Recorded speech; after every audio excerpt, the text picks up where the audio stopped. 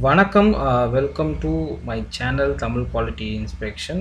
இன்றைக்கி வந்து ஒரு புது வீடியோவில் வந்து உங்களை சந்திக்கிறதுல ரொம்ப மகிழ்ச்சியாக இருக்குது. இன்றைக்கி நம்மளோட டாபிக் என்னென்னா, இப்போ 2 WPSஐ வச்சு ஒரு சிங்கிள் ப்ரொடக்ஷன் ஜாயின் வந்து எப்படி பண்ணுறாங்க, அதே மாதிரி 2 PQRஐ வச்சு ஒரு WPS பண்ணி அதை வந்து ப்ரொடக்ஷன் ஜாயினில் எப்படி யூஸ் பண்ணுறாங்க அப்படின்னு இந்த வீடியோவில் நம்ம வந்து பார்ப்போம். இப்போ நம்ம வந்து வீடியோக்குள்ளே போகலாம். ஃபஸ்ட்டு வந்து WPSஐ வச்சு நம்ம வந்து எப்படி வந்து சிங்கிள் ப்ரொடக்ஷன் ஜாயின் வந்து பண்ணுறாங்க, அதில் எப்படி யூஸ் பண்ணுறாங்க அப்படின்னு நம்ம வந்து பார்க்க போகிறோம். இப்போ வந்து ஒரு 2 WPS நீங்கள் எடுத்துக்கோங்க.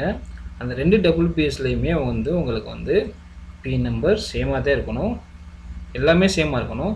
இதில் வந்து 2 WPSல நம்ம எதெல்லாம் பார்க்கணும் அப்படின்னா, ஃபஸ்ட்டு வந்து பேஸ் மெட்டல் குவாலிஃபிகேஷன் ரேஞ்சு, அதே மாதிரி அதுக்கப்புறம் ஃபில்லர் மெட்டல், அப்புறம் ப்ராசஸ். இந்த 3 தான் நம்ம வந்து கன்சிடர் பண்ணணும்.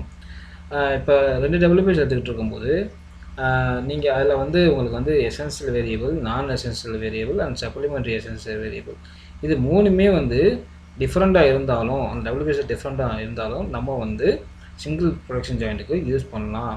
பட் யூஸ் பண்ணுறதுக்கு முன்னாடி சில இதையெல்லாம் நம்ம வந்து ஃபாலோ பண்ணணும், சில இதெல்லாம் நம்ம வந்து கன்சிடர் பண்ணணும். அதில் வந்து ப்ராசஸ், என்ன வெல்டிங் ப்ராசஸ் யூஸ் பண்ணுறாங்க அது மெயினு. அதுக்கப்புறம் ஃபில்லர் மெட்டல், அதுக்கப்புறம் base metal thickness qualification range, இது 3ம் நம்ம வந்து அப்சர்வ் பண்ணணும். ஓகேங்களா? இப்போ இந்த ஒரு WPS காட்டுறேன், இதில் பாருங்கள்.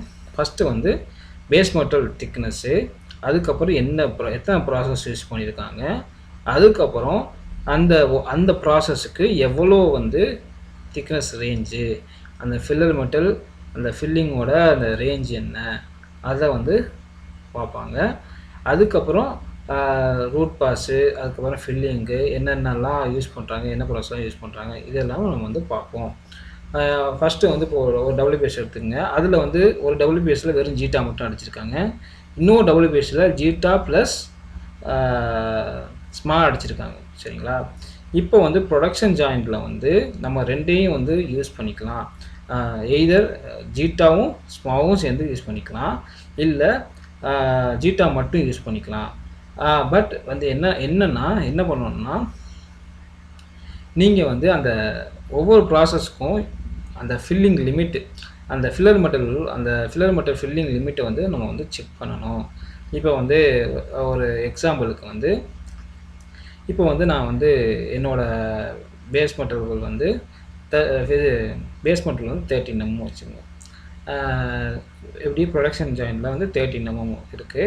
ஆனால் வந்து WPSல வந்து நான் வந்து செக் பண்ணணும், ஸ்மாலை வந்து எவ்வளோ ஃபில் பண்ணியிருக்காங்க, ஸ்மால் ப்ராசஸ் வச்சு எவ்வளோ வந்து குவாலிஃபிகேஷன் ரேஞ்ச் வந்து பாஸ் ஆகிருக்கு, அதை பொறுத்து தான் வந்து ப்ரொடக்ஷன் ஜாயிண்ட்லேயும் நம்ம வந்து வெல்ட் பண்ணணும். ஓகேங்களா? இப்போ வந்து ஒரு WPSல வந்து உங்களுக்கு வந்து ஸ்மா வந்து 8 mm வரைக்கும் அடிச்சிருக்காங்க. 8 mmனா குவாலிஃபிகேஷன் ரேஞ்ச் வந்து 2Tனா வந்து 16 mm வரைக்கும் நம்ம வந்து அந்த ப்ரொடக்ஷன் ஜாயிண்டில் அந்த ப்ராசஸை நம்ம வந்து யூஸ் பண்ணிக்கலாம். அதே மாதிரி இப்போ ஜீட்டாவில் வந்து உங்களுக்கு வந்து ஒரு 4 mm வரைக்கும் அடிச்சிருக்காங்க அப்படின்னா 8 mm வரைக்கும் நம்ம ப்ரொடக்ஷன் ஜாயிண்டில் நம்ம வந்து யூஸ் பண்ணிக்கலாம். அதே மாதிரி இந்த ரூட் பாஸு, ஃபில்லிங்கு, அது வந்து இப்போ வந்து அந்த 2 WPSல ஒரு WPSல ரூட் பாஸ் வந்து ஜீட்டா வச்சு அடிச்சுட்டு போவாங்க, இன்னொரு இதில் ஜீட்டா ஸ்மா வச்சு அடிச்சிருப்பாங்க, இல்லைன்னா ஸ்மா வச்சு ஃபில் பண்ணியிருப்பாங்க. ஸோ இப்படி பண்ணும்போது நீங்கள் வந்து எதை வந்து நம்ம வந்து ரூட் பாஸுக்கு எடுத்துக்கிறது அப்படின்னு கன்ஃபியூஸ் ஆகாதீங்க.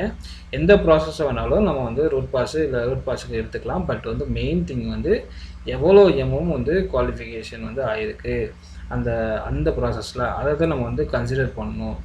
அதுக்கப்புறம் இன்னொன்று என்னென்னா, இப்போ 2 WPSல வந்து பேஸ் மெட்டல் குவாலிஃபிகேஷன் ரேஞ்சுன்னு ஒன்று இருக்கும்.